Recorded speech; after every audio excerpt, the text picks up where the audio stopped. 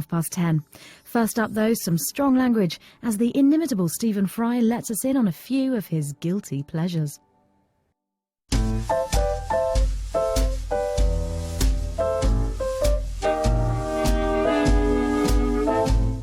I like to think of myself as someone who can take pleasure out of life. In fact, I like to think that it's a sin not to, that if you're eating, it should be an enjoyable meal, and if you're doing anything, you should be getting fulfillment and pleasure out of it. But there are pleasures that one might consider, I suppose if it was a type of chocolate, you would call them something twee, like indulgences. And I have a few of those, which a lot of my friends find incomprehensible. Could be right. I sunk pretty low this time.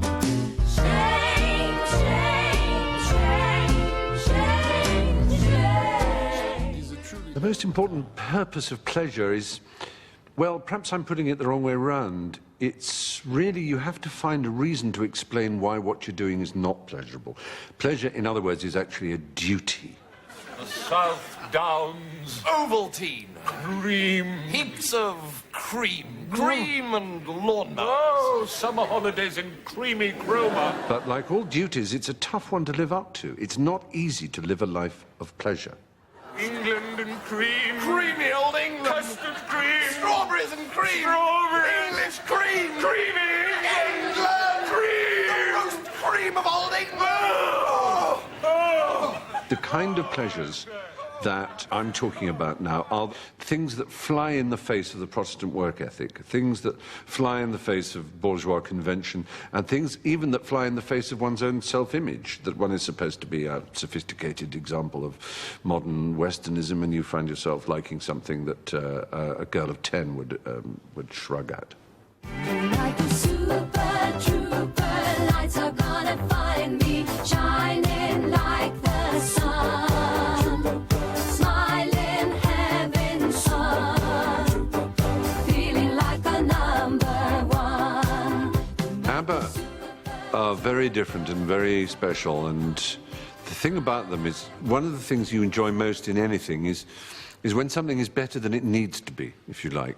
In order to be good pop, it could be like Aha. If it was going to be like good Swedish pop, it could be like Aha. And that would be fine. You'd be very happy, you know? Perfectly acceptable. Instead of which, they've written songs like Waterloo.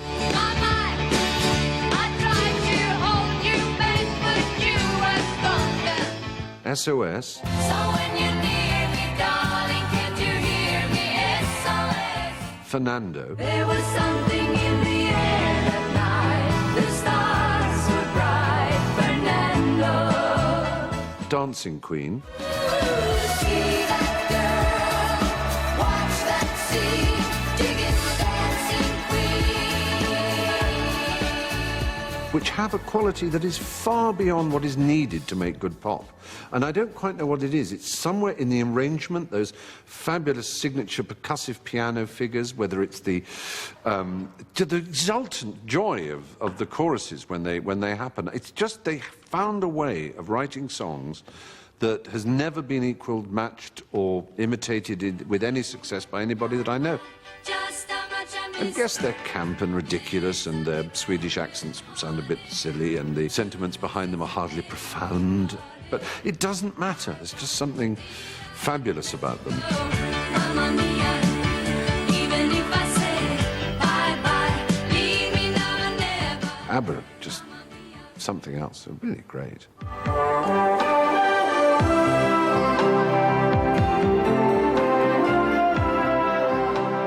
Howard's Way, to me, symbolised a certain kind of British drama which now, perhaps sadly, but probably thankfully doesn't exist anymore, in which the idea of business was a very hard, tough thing, and it was full of people shouting about business. You manufacture the boats, I'll sell them. All I need is my office space and we're back in business. After I have checked with what the company lawyers have to say about it, and not before. Those stock options are mine, and drinking a huge amount on screen, and usually with Kate O'Mara somewhere in the background doing something or other. I'd always be willing to accept some of your shares in Leisure Cruise instead.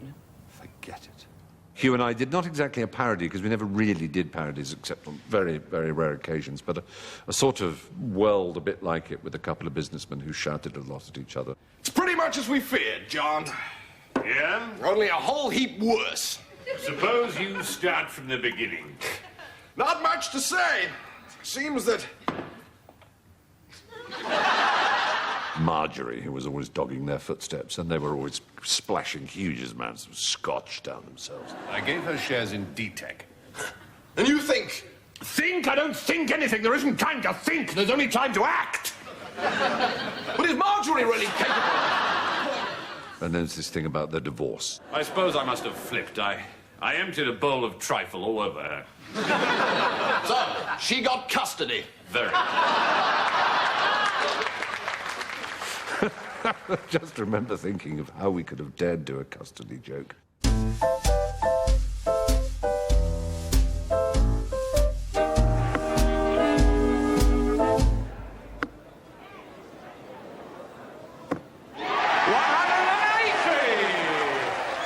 Darts. Darts, how shall I praise thee? My mistress, my lover, my one-night stand, all rolled into one, darts. It's obviously not the most attractive game in the world to look at. You can smell the stale beer and feel the crunch of peanuts beneath your feet as you walk. And the darts players themselves, for years, have been famed for their less than slim and athletic forms. We have to be honest about that. Andy Fordham, who was world champion a couple of years ago, the Viking, as they call him, he almost throws the planet out of orbit every time he goes for a run. But underneath it all, they are, you're going to laugh at me, but it's true, they are supremely talented at what they do. And what they do, you may say, is pointless, but like all games, yes, it is quite literally ludicrous, from the Latin ludus, meaning a game. It is gamesome, if not childish. And the thing about darts is it just has a very simple scoring that makes it fantastically exciting. Fantastically exciting. Tops goes in. Double 8 for Della. Yes, that's the second. So the match in his palm of his hands. But Martin Adams this time moves through. This business of high scoring and then having to go for the double, it's so simple. Going down from 501. And yet you can have these great events, the 9-dart finish that we all dream of. 180. Yes. You can literally have 9 darts and go from 501 to out. Yes, it's there again. 141. How can you ever excuse a minority sport like darts? The only way you can excuse it is by saying it's just a cracking game. It's thrilling. I've rarely been off the edge of my seat more than in a great darts match. Yes. Yes. Double 12. Yes!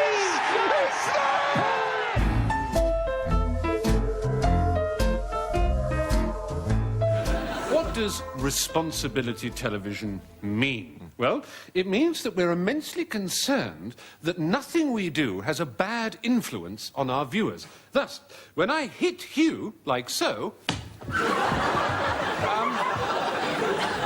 have to consider what the effect on the viewer might be. It's a strange thing that over the years I must have hit Hugh Laurie probably more often than Muhammad Ali ever got hit in his career.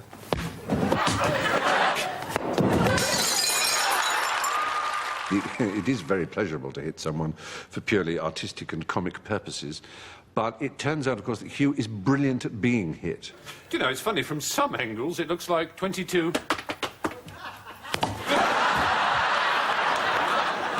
King's Lynn. So, you know, I can just straighten my arm and Hugh's body will fly across a room.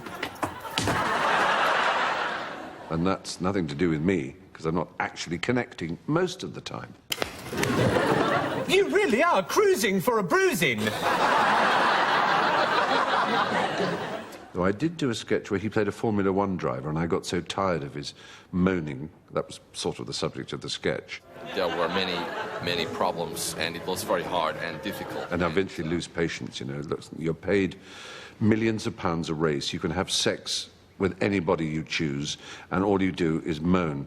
Ah, you arsing well happy, you dismal, moaning French twat!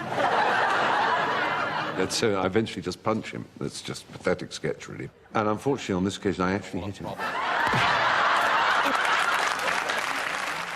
I hit him really quite hard, right on the point of the chin, and it was one of the most hilarious things I've ever seen.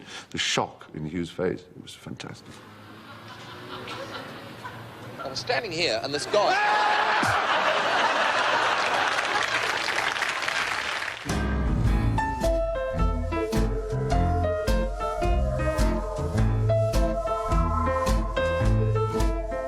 The pleasures, I suppose, that are most obvious to me are things that I know other people will not enjoy. I mean, if we're not talking about self-abuse here, which is an entirely different ball of wax. Not that I've ever used a ball of wax, but you know what I mean. It's to do with things like Wagner.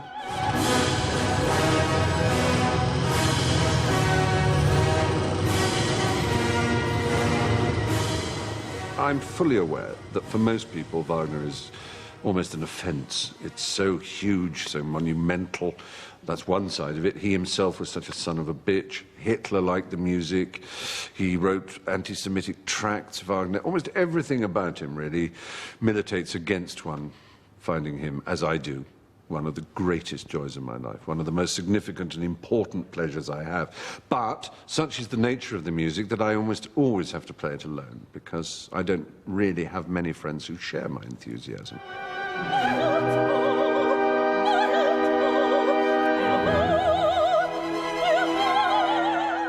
We know who we are. We meet each other at drinks parties or give secret signs in the street or quote the odd line in a shop queue in order to prove our existence. Others miss the reference and our eyes meet, we tap the sides of our nose and we know.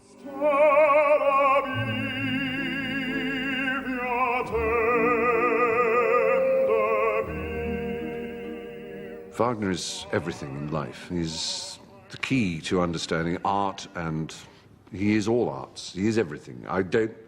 I sound ridiculous if I'm exaggerating, but every time I think, oh, it's been a week or so since I've listened to some Wagner, and I do, I think, well, why do I do anything else? Why do I not devote my life to studying this man's music and this man's works?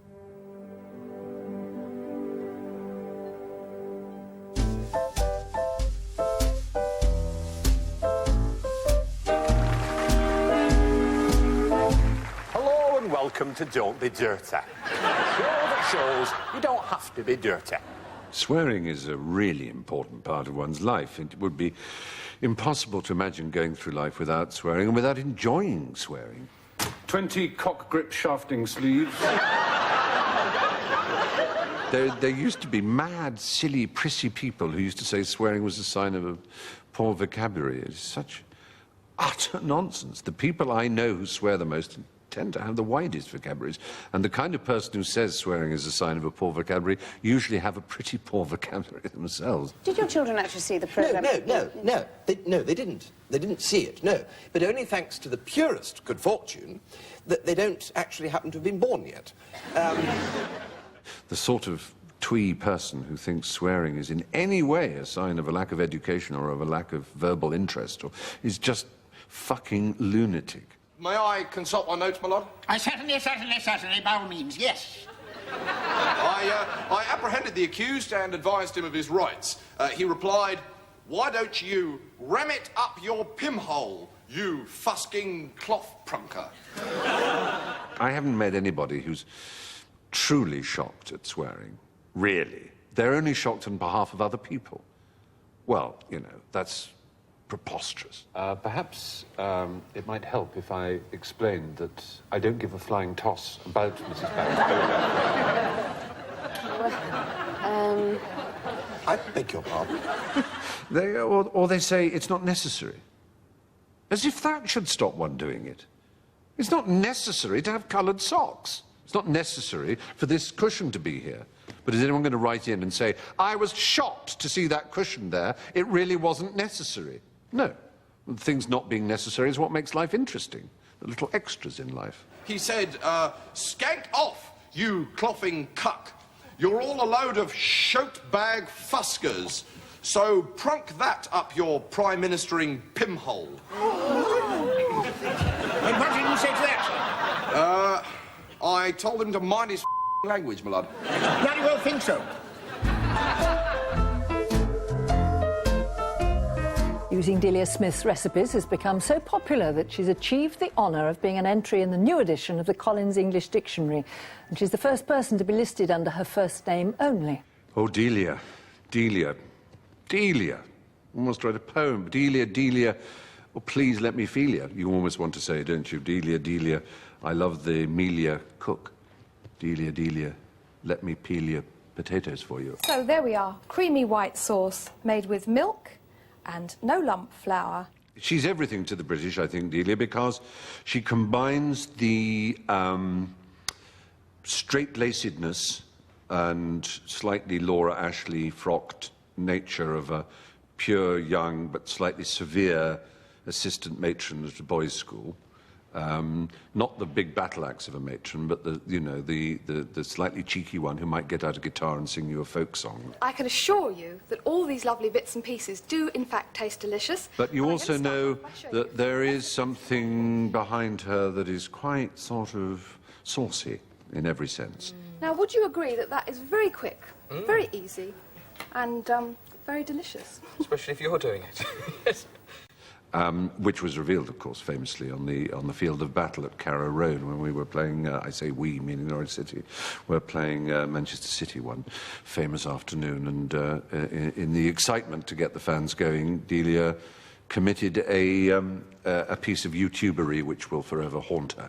We need a 12th man here. Where are you? Where are you? Let's be having you. I think that's good. You know, we British are often slightly baffled when people don't turn out to be who we think they were. I've always known that she's not the goody-goody, smarmy-marmy sort of Julie Andrews creature that some people have taken her for. And, let's be honest, the reason she's in the English Dictionary and the reason people love her is because she's damn good at her job, and there's something very pleasing about people who are that good. I owe a lot of Christmases to her. Her Christmas book is a masterpiece.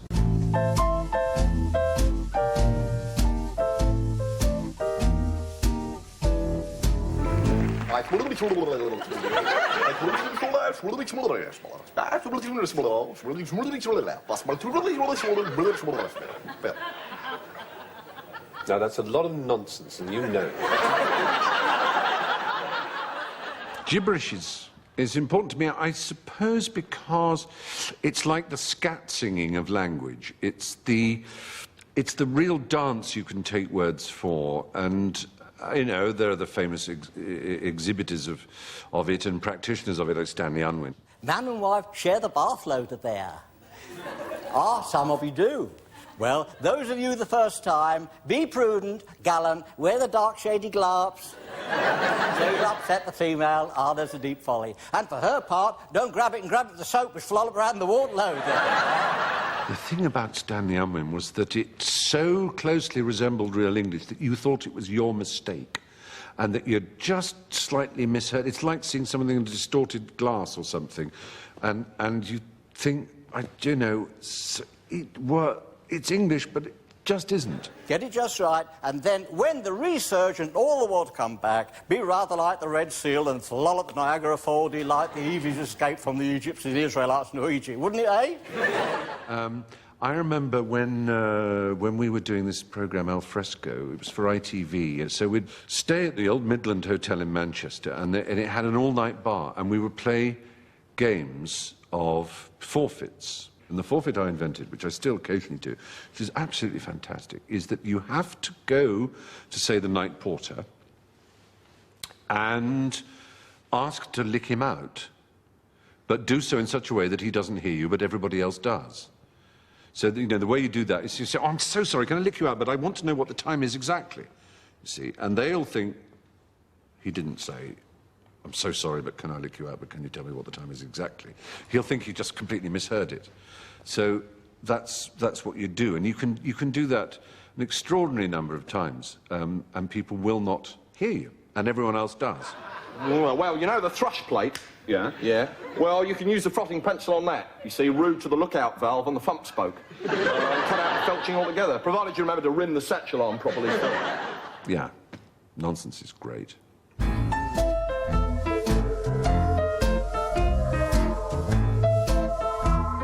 I sometimes wonder when people come round to my house, or if I say houses, it sounds rather absurd, but I have one in London and one in the country, and on the bookshelves of both, there are, if you look closely, quite a lot of a novelist now, not exactly forgotten, but not as celebrated as she was in her day, called Georgette Heyer. And people must look at them because their covers are pretty excruciating. They look like the most appalling kind of female romance fiction. But actually, I stand by her. I think she's a fabulous writer. As he broke the wafer and spread open the crossed sheet, an aroma of ambergris assailed his fastidious nostrils. An expression of distaste came into his face. He held the letter at arm's length and groped for his quizzing glass. She captures the language of late 18th and early 19th century England superbly. People are not drunk, they're foxed or disguised, or they've shot the cat. You know, it's fabulous language. There was one called The Reluctant Widow. I think it was in the sick room at school, the SAN, as it was called, short for sanatorium. And that's the first one I read, and then I became hooked, completely hooked. Underneath the bellied skies, where dust and rain find space to fall and lie and change again, without a care or mind at all for art and life and things above. In that there, look, just there, no right, left, up, down, past or future, we have but ourselves to fear. Hugh, you chose that poem. For God's sake, why? I get pleasure out of writing poetry. It's quite hard to explain why, because it's not for public display. Part of the pleasure of it is that it is private for me, and it's not even about the quality of the poetry, although a small area of making poems can occasionally be technical. There's a poem by Richard Maddox called Institutions, which I can read for you if you like. Please. Right. Les. That is short. It's very short, yes. If you're given an endless wasteland, it's very hard to make a garden out of it. But if you're given a small plot, tiny little plot, and you're forced to think about where to put things, you can make a gorgeous garden. And if you look at a poet like Philip Larkin or someone who's a complete master of form, I think there's a real pleasure simply in their technical expertise. Don't read much now. The dude who lets the girl down before the hero arrives, the chap who's yellow and keeps the store, seem far too familiar. Get stewed. Books are a load of crap. Most of the poets these days are what Clive James calls splodge poets, and they really are. They're just like dull, wet farts of poets, and it's embarrassing, really, most of them. And when you get a good one, it's so exciting. Inked ravens of despair claw holes in the arse of the world's mind. I mean, what kind of a title for a poem is that?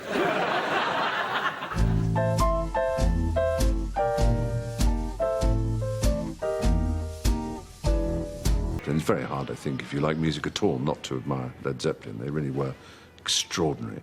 And their class leaps out at you above other imitators or other pretenders to their throne.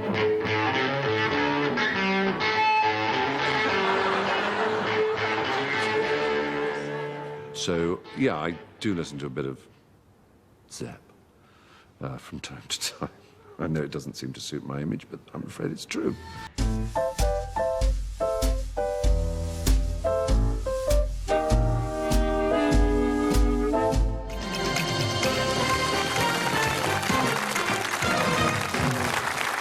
Hi. Right. It's your choice, I think. Consonant, please, Carol. Right, that's a B. Vowel. Oh. Another consonant, please, Carol. That's an L. Countdown is, I suppose, one of those things a bit like, rich tea or Lincoln biscuits, that you go away as it were, from that sort of area of life for about 10 years, and then you come back and you find out they still exist. You think, surely they went. That must have gone out of business years ago. And off we go. I do remember a friend of mine, the American novelist Jay McInerney, who wrote Bright Lights, Big City, the kind of ultimate 80s Coke novel, who's quite a hip guy, as you can imagine, therefore. And he was staying with me in my house in London, and he came in one afternoon to find me watching Countdown, and he stood and stared at the television for about 10 minutes. And so, okay, so, like, seriously, no, this is like a gag thing? And I said, no, this is a program, it's on every day. He said, you're shitting me. I said, no. He said, Jesus. But then he sat down, and then he started joining in. He said, needles. Can you get needles out of that? No, damn, there's only 2 E's. Okay, hang on. Dense. Is there a word lensed? You know, and suddenly he was playing. It was fantastic. And I said, you see?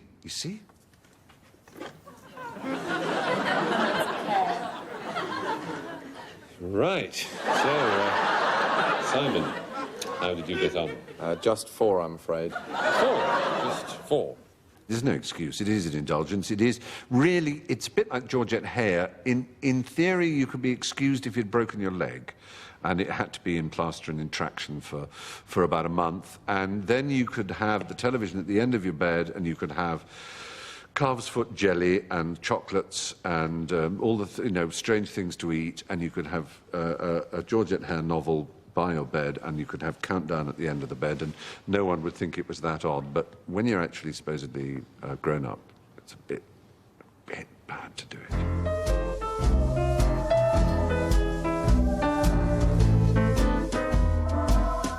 When people talk about guilty pleasures, they really mean things that they're perfectly proud of. So, are there any pleasures I have that I am simply too embarrassed to talk about? I can't seem to find a flush or a handle.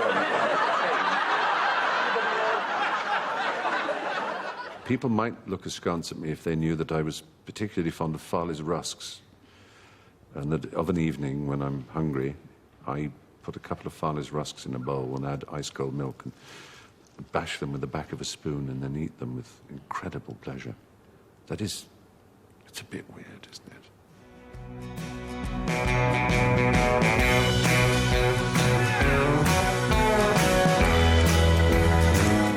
Charlie Brooker's listing all those things he loves to hate in a brand new episode of Screen Wipe on BBC 4 in an hour's time. But first, has the encyclopedic Stephen Fry inspired you? Then stay tuned for some brain training with Only Connect next.